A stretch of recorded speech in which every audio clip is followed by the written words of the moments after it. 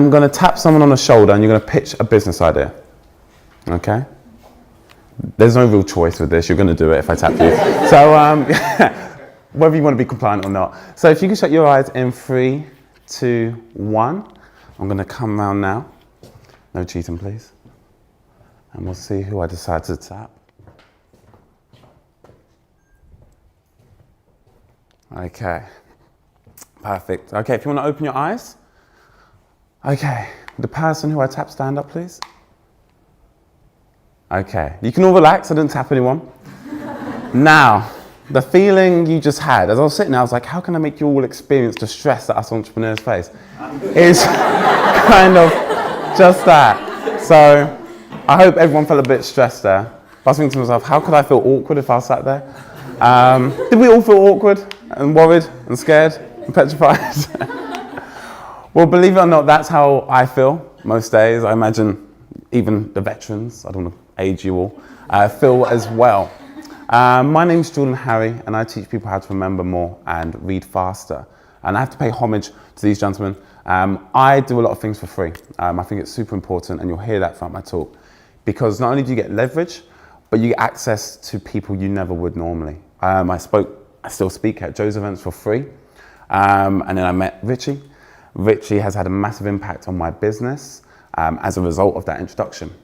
So before I begin, I really encourage you to work for free. I'll finish that. I'll finish that sentence. For people close to the sun, you know, you heard about Icarus, the guy who built the wings, and I think they had glue, and he flew too close to the sun, and the sun melted the glue, and he fell. So the idea is find someone who's super, super up there, who's got the results you want, and offer to work for free. Not many people will say no to free work, believe it or not. Even myself included. If you offer to work for me for free, I'd say yes in a heartbeat. And you get to see everything. So we're going to jump in. So begin with the end in mind. I always think it's good to know where we're going before I give you some awesome value. I'm going to give you my story just so you know who I am standing in front of you. And then I'm going to look at why we forget, because everyone's interested in marketing in here, I hope. Yes. Okay, you're in the right room. And how does memory training and understanding how the brain works help people that you're trying to target remember your ads? Because really marketing is a memory game. How do you get your message to stand out amongst others? And it is understanding the psychology of it. And then before we finish, I'm going to do a little competition while we're giving away my online courses to someone in this room. Ooh, perfect. Okay, so I'd like to introduce you to someone who changed my life. And for various reasons, people always ask me, how did I start my company? Why did I start it? And when I was younger, I grew up in Essex. Anyone from Essex? Woo, Essex in the house. I got rid of my Essex accent, got that trained out of me, and now I speak quite poshly. And I moved to Norfolk, and that's why I know Kingsland. Where it's just old people and dogs. But what I found, which I love dogs, by the way. But what I found was I grew up being part of a majority. I'm mixed race. I grew up around other ethnicities. But then when I moved to Norfolk, old people and dogs, but I forgot to miss out, it's quite white. So I went to the minority. And growing up, I had a chip on my shoulder. Whenever we'd get into some sort of trouble with my friends, I wasn't a bad kid, I was cheeky. I'd always be the one identified in the group. And I remember I had enough one day and I said to the teacher, why always me? And he said to me, Jordan, you stand out. I knew what he meant by saying that. But this woman right here, she reminded me that I needed to stand out for the right reasons. Wherever I go, I'm going to stand out. I'm mixed race. I'm not small, I'm quite loud as well. And the narrative of being a young black man, where I grew up, it's cool to speak like a gangster. It's not cool to speak, quote unquote, white, articulate yourself. For some of you, you won't be familiar with that term, but for those from an ethnic background, you understand when people say, oh, you sound white. It's crazy. But I thought to myself, why can't I make that cool? I thought I'm quite a cool guy. Why can't I make education and being educated a cool thing? And see if we can change that narrative for not just ethnic minorities, but for young people in general. So unfortunately, I don't have that dropout story. This is where I started StudyFast. My Photoshop skills are limited. I'm going to be candid like that. And accelerated my reading speed, as you heard earlier, to 7 times faster than the average person. Beyond that, we now teach memory training to over 10,000 people from over 147 beautiful countries. We do that online and we deliver workshops as well. I say we, because I've found other people who can communicate to an audience and deliver the memory and speed reading training that students and corporate professionals need to remember more and read faster. So, as I mentioned, StudyFast is my business. I started it, but I have a great team behind me that have all the skills that I don't have. 2 of the worst words in the English dictionary. I forgot. I forgot it's your birthday. I forgot I was meant to come to this event. I forgot it's our anniversary. So you never forget anything you remember. I said this at Joe's event and it always goes over people's head. You never forget anything you remembered. You just never remembered it in the first place. And we'll be looking at long-term memory shortly, and there'll be some engagement as well, so this won't just be me talking to you all. And that our long-term memory is limitless. There is no capacity to how much we can remember. The reason why you forget things is because there's no organization. Studies have shown if you can remember something after 20 seconds of absorbing that information, you'll remember it for the rest of your life, which is crazy because you've heard multiple speakers today, but could you recall what they talked about? I'd argue some of you couldn't. So I'm going to show you some strategies to make sure any campaigns you work on in the future and also how you can stick out and be memorable. So, let's begin. You remember what you think is important. It's as simple as that. You never forget the name of someone important or attractive. It's just how we work, right? If you think this person's important or attractive, you'll have other motives. But if that person isn't of importance, you won't remember it.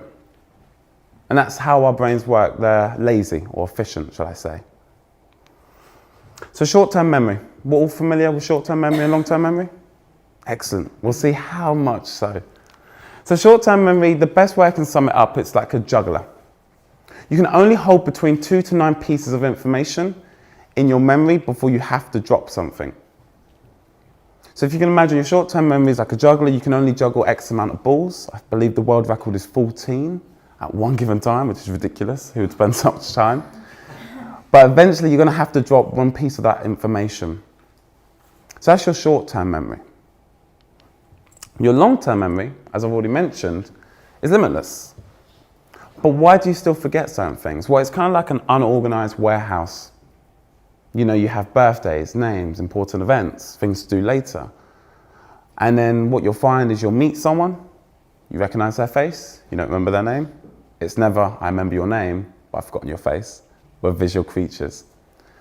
And usually on that drive home or as you're leaving the event, that's their name.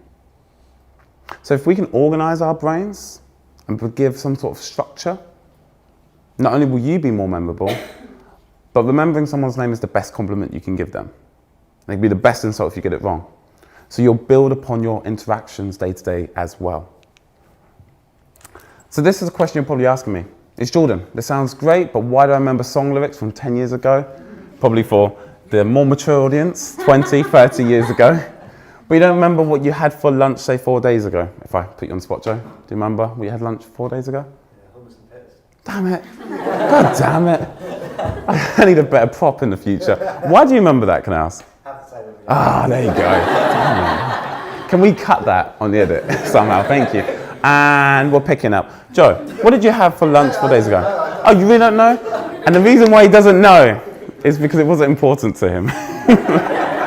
And he definitely doesn't have the same thing every day. But you know, the reason why I remember song lyrics is because they're emotional. Remember where we heard them. A song remembers, reminds us of a breakup, of the person we never got. There's a motive. So we're going to look at 3 types of long-term memory. Did anyone know there was different types of memory? Yeah, we got a nod of the head there. Psychology? Oh, shit. Okay, perfect. Let's hope I've got this right now. Okay, procedural. And feel free to take note, but I'm going to try and practice some memory training, see if you'll remember this. Remember procedural as procedure. So the reason why there's that old saying is it's like riding a bike. It's like getting back on. You remember how to ride a bike because there's a procedure to follow. You put your foot in the pedal, you balance up, you push down. As the other pedal comes up, you push down. If only it was that easy when I was younger. But this is why you'll remember things like running bike, juggling, a sporting skill, how to, deliver an effective penalty? It's because there's a step-by-step procedure to follow. You don't have to review this over time to remember how to do it. So procedural memory is number one. Number two, semantic types of memory. So semantic types of memory are hardcore facts. So you can remember it as cement. So Richie, if I was to ask you, what's the capital of France? Paris. And it's not a trick question. But this is the thing. None of us, unless we have that time, review the capitals of countries every night. It's these hardcore facts. Unless something drastically changes, that's not going to change anytime soon.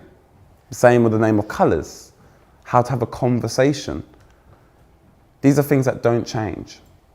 So how can you use that in your marketing, things that people know for a fact, to make it more memorable?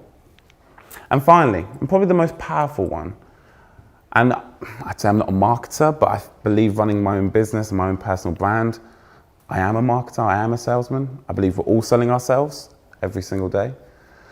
Episodic. We remember it as an episode. Episodic are memories that have a lot of emotion attached to them. Show of hands, who's been in a car crash? No one, thank gosh. Okay, lady at the back. I hope you don't mind, but do you mind sharing, how long ago was your car crash? 4 years ago. 4 years ago. Do you remember what you were wearing? No. Okay, not a problem. Hopefully you're wearing clothes. Do you remember who you were with? Getting bitter now. Maybe we should stop here. What time of day it was? About 6:30 in the evening. 6:30 in the evening, 4 years ago. It's incredible, and I'm sure all of us can relive a traumatic experience. And it comes back to that thing, you can't really remember what you did a couple of days ago, you can't remember the film and what happened in the middle of the film. But these powerful traumatic emotional experiences we remember so well. It's the same with a lot of marketing campaigns. As humans, we love things, we're terrible humans, we are. We love humorous, sexual, gory, vivid things. We don't forget things like the direct line advert, because it's funny, it's humorous. And I'm sure there's some method behind that madness, because as humans, we remember humor. If something's funny, we're more likely to remember it. As I don't claim to be a marketing expert, but I am an expert in terms of how we remember certain things and why do we remember more so than something else. So in your future roles, whatever you go into, try to figure out how can you add humor. How could you make it potentially sexual or gory? Because our memories aren't static. They're always fluctuating. And this leads to a term called false memories. It's the idea where two people may have been in that car crash, but over the 4 years, you'll remember it differently to the other person. And why is that? None of you are wrong. What's happened is over those 4 years, you don't relive that incident often because your brain doesn't like trauma. So what will happen is if you forget something, your brain will fill in the gaps with what it thinks it was. It would think it was at 6:30. It would think it was during the day. It would think it was sunny. And this is what happens when people are in court. Ironically, it's just down the road. That they're not lying when they stand up because it's been over a prolonged period. What the testimony they gave a year ago may be completely different now. So bear that in mind. How can you get people to remember more? Repetition, make it emotive. Now, I wanted to move on more so on what I've achieved over a couple of years. And for me, I realized, it's my own quote, I thought I'd quote myself. Everyone's chucking out quotes, I knew the marketers would. A quote by a wise mentor of mine said that you will never be ready. And they said that when you're ready, it's too late. And I really believed that when I was building a website. Has anyone built a website in here? No? Yeah, a few. And it's one of those things where you don't want to launch it to the public, it's your baby. Like many projects, have you launched it yet? Launch it, for God's sake, okay? Because it's the thing, we're now revamping our website, you never stop, it's a living, breathing organism. But you're never going to be ready.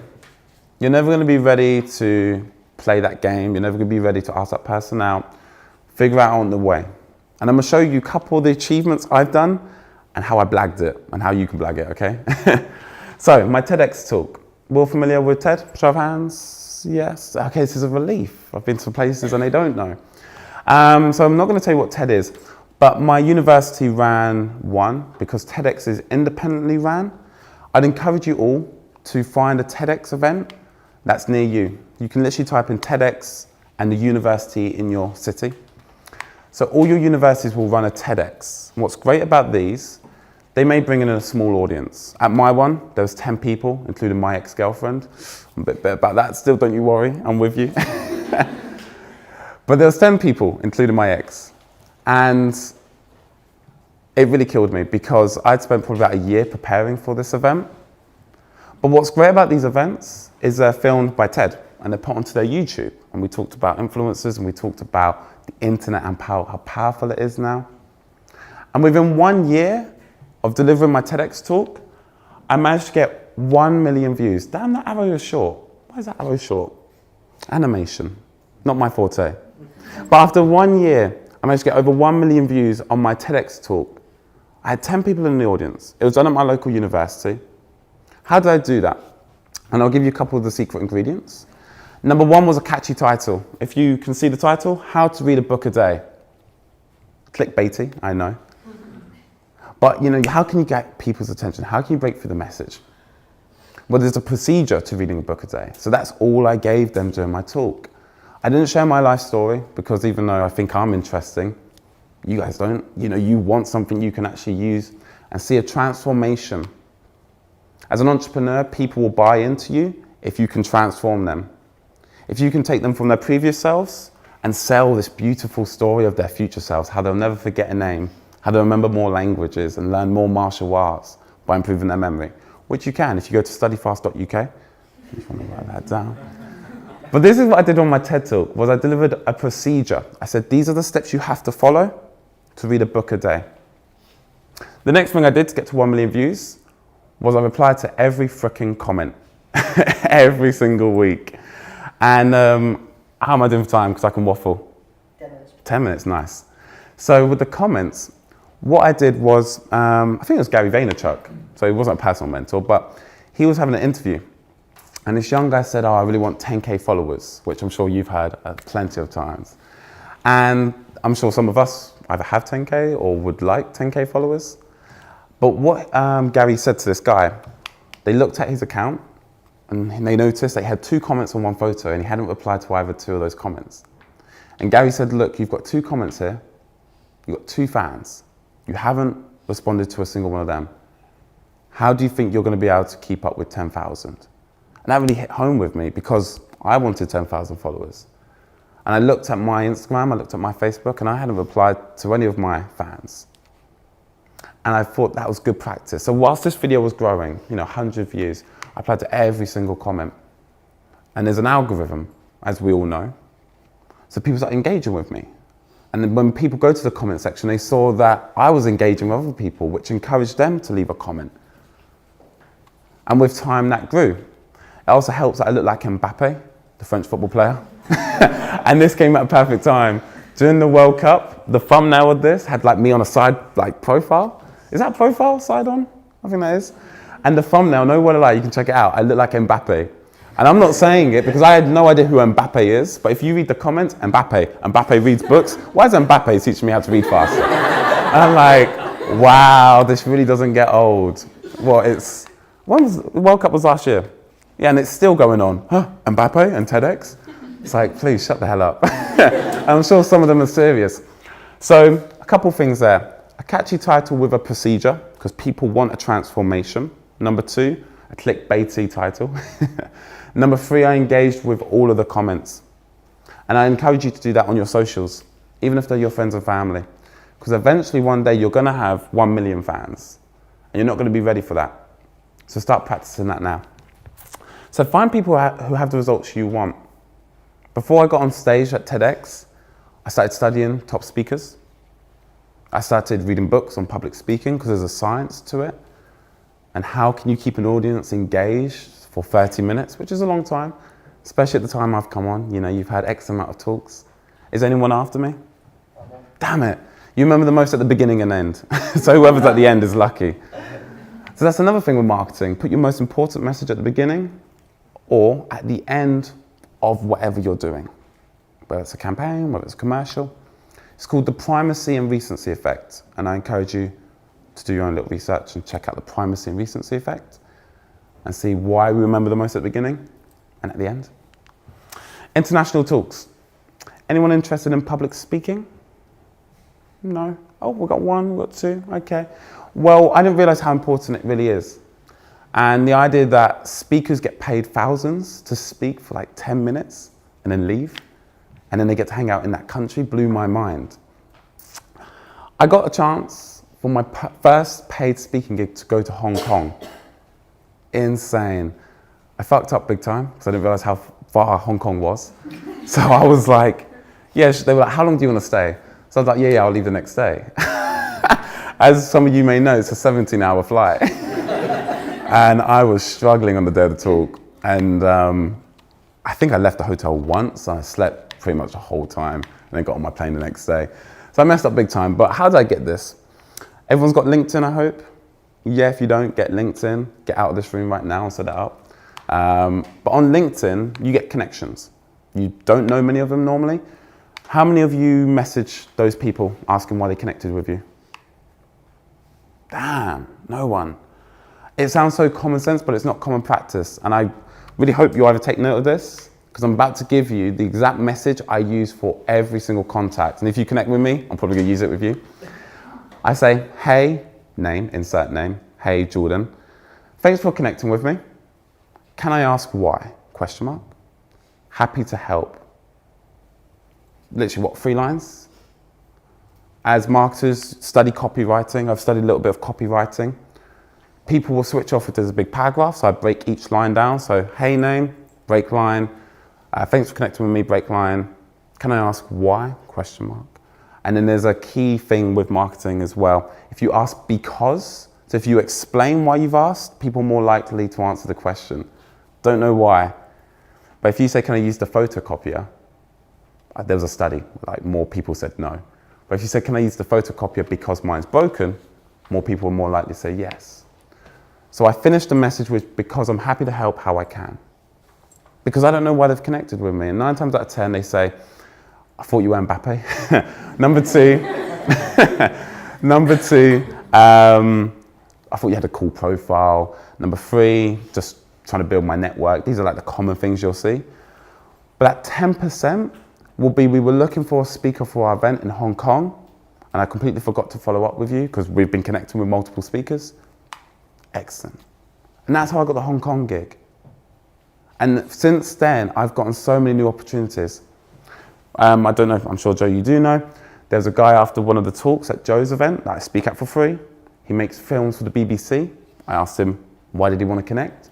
He said, I loved you as a speaker. I'd love you to present a documentary on memory for the BBC. And actually, the meeting's happening today. So you guys are the first to find out about that. Even my social network didn't know. But if you don't ask, you simply won't get. And I think, oh, yes, I did put it up on there. I put it up on the side. So the key takeaway is, if you don't ask, you don't get. The worst thing they'll say is no. You know, so if you hear, if you speak to these guys and find out they're working on another event and you would like to speak, ask them. The worst they'll say is no.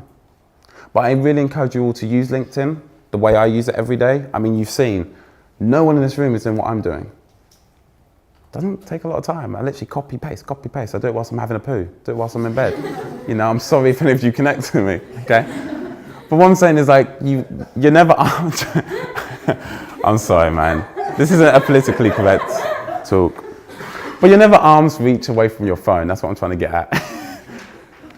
So you have no excuse not to send that really short message to your connections. So finally, why am I telling you this? Is I'm 22, I'm similar age, younger, same age as all of you. But the one thing I want to put into perspective is there's no timeline of where you should be at a certain age. Does that make sense? How many billion people are in the world? Does anyone know? 78. 7 or 8. So I'd believe it. I'd believe 78 billion. Okay. There's 7 or 8 billion people in this world, according to my sources. And so it's on your head. And there's no kind of timeline for those 7 billion people that when you're 18, You have to graduate. You have to have a secure job. There's no timeline for when you're 25 that you should be with a long-time commitment partner. You should have your own business. So don't look at me and think, he's younger and he's accomplished more. Because there's 16-year-olds that have done more than me, right? That makes me feel shit. And there's also 40-year-olds who have accomplished the same as me.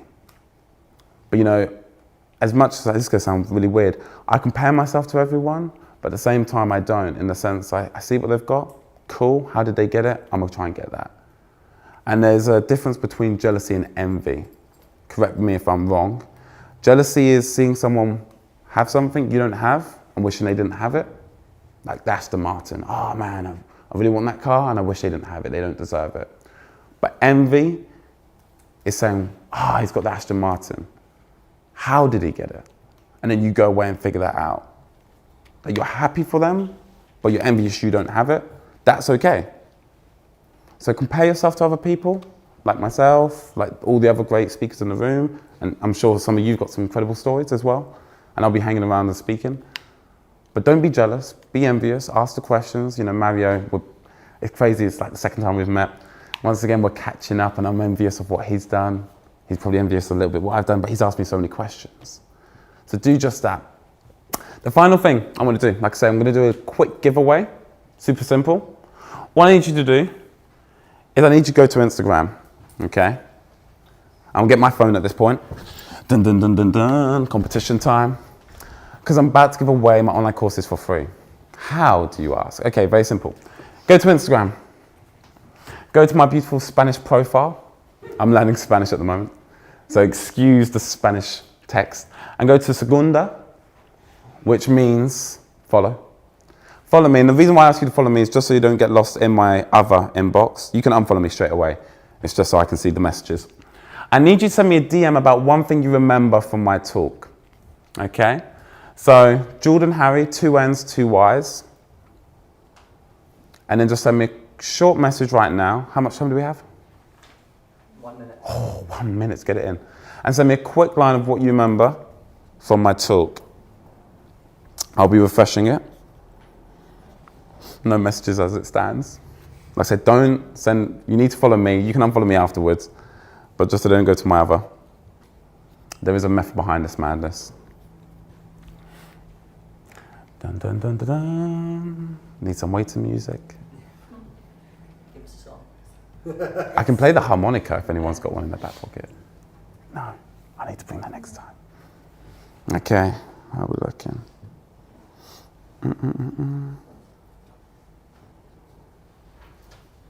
Okay.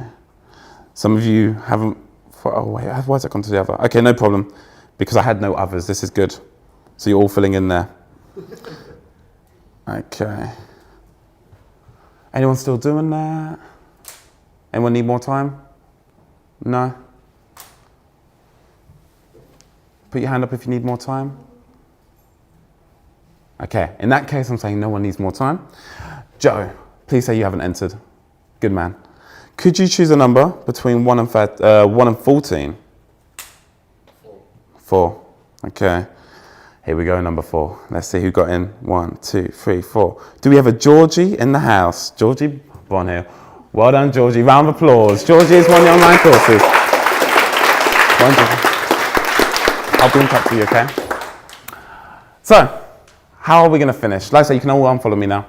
People won't buy from you unless they know how much you... Can we finish this? No one on the outside, chip in. No one will buy from you until they know how much you care. I had a care. How much you care. And the quickest way to build a relationship with a potential employee or customer or friendship in this room is to remember something important about them, or even better, remember their name. So thank you for having me. So that's one thing you won't get back is your time. If you'd like to get in touch with me, if you have any questions, I say I'm going to hang around today. But if you forget, ironically, and you'd like to get back in touch with me, you can get me on LinkedIn, Instagram, or if you want to be professional and boring, contact me via email, via my website. So thank you very much.